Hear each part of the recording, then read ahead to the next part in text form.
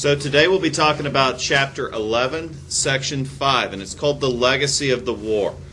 We finished the war yesterday. We talked about the surrender at Appomattox Courthouse, the climactic battle of Gettysburg, and the eventual conquest of the South by the Union. At least that's how the South perceived it. Now, the Civil War did settle several long-standing disputes, most importantly the dispute about slavery, but some would argue it was but a hot point in the long-standing division in our country that still continues today in many aspects. But first we're going to look at some political changes. This war did have a profound effect on American society. Perhaps most importantly, it ended the immediate threat of secession. However, it doesn't end this threat permanently. Texas threatened to secede in 2012 if Obama won. They didn't carry through with it. Nobody took them seriously. Vermont occasionally threatens to secede and join with Canada. They feel more politically aligned with Canada than they do the United States. Again, they've never carried through with that.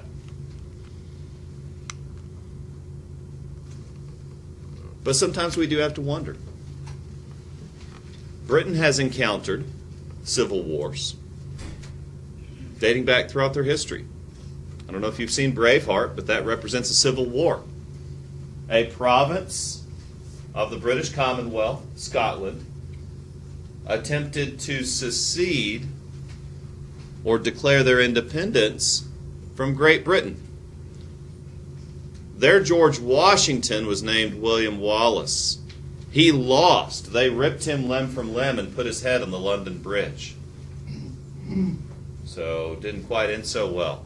Yet when Scotland discussed secession last year, Britain said, vote on it. We'll respect your decision. So while the war did end the threat of secession at this time, I can't guarantee that secession will never occur. It also increased the power of the federal government. There was no income tax prior to the war.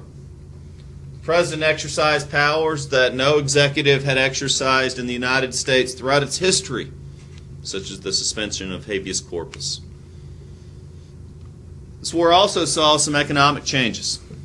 The National Bank Act of 1863 set up a federal system of chartered banks. We also see an economic gap between the North and the South that we've seen throughout this country's history, but that gap continues to widen. The North saw an industrial boom as a result of this war. It stimulated their economy. Commercial agriculture began to take hold in the North. And while plantation-based crops are still not prominently grown in the North, large-scale commercial agriculture with mechanized farm equipment is going to take hold. In the South, generally, the economy was wrecked. Farms were destroyed. There was still a lack of Southern industry, and some would argue the economic and human effects of this war are going to set the South back decades in their development. There's a lot of cause and effect in history. Why is Russia the way it is? It's a European state. Why isn't it like the rest of the European states? One could argue some of that dates back to the 1300s. The Mongols held on to Russia longer than they held on anywhere else. And some could argue that set them back economically. One could argue, why is the South poorer than the North? Well, it's always been more agrarian, but one could point to the Civil War and the way that it set back their economy. Why is East Germany poorer than West Germany? Well, East Germany was under the sway of the Soviet Union for a very long time. We have to ask ourselves that question. What caused this part of the country to be this way? And we have to look to history for that. The cost of the war were staggering. Hundreds of thousands dead. Numbers vary depending on who you ask. The most consistent number I often hear is 556,000. It is easily the most devastating war that we have been involved in. There's no question of that. Many more wounded. I don't have an exact number there. Again, countless lives disrupted. For the next generation, it was common to see amputees wandering around, men without legs or arms.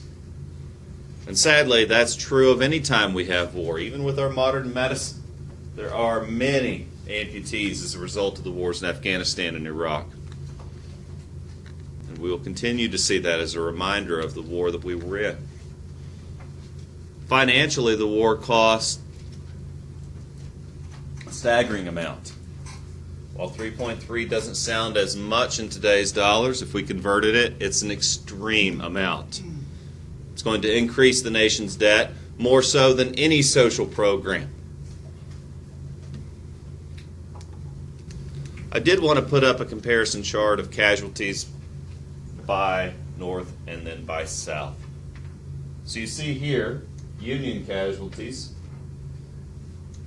Here are casualties in the South. There were about 100,000 more Union dead than Southern dead. So if you wanted to play this by the numbers, the South actually won the war. But that's not how it works, right? Because the North had more. It was a war of resources, after all. The North had more money, more troops, more railroads, more telegraph lines, more bullets, more industry, more guns, etc., etc. And the determination to see it through. But here are all other U.S. wars combined. So if you stack these two, we have almost as many casualties in the Civil War as all other U.S. wars combined. This war did change lives. Most importantly, the 13th Amendment abolished slavery. There's one condition to this, however. Does anybody know the condition? There shall be no forced servitude except for, and I'm quoting the 13th Amendment,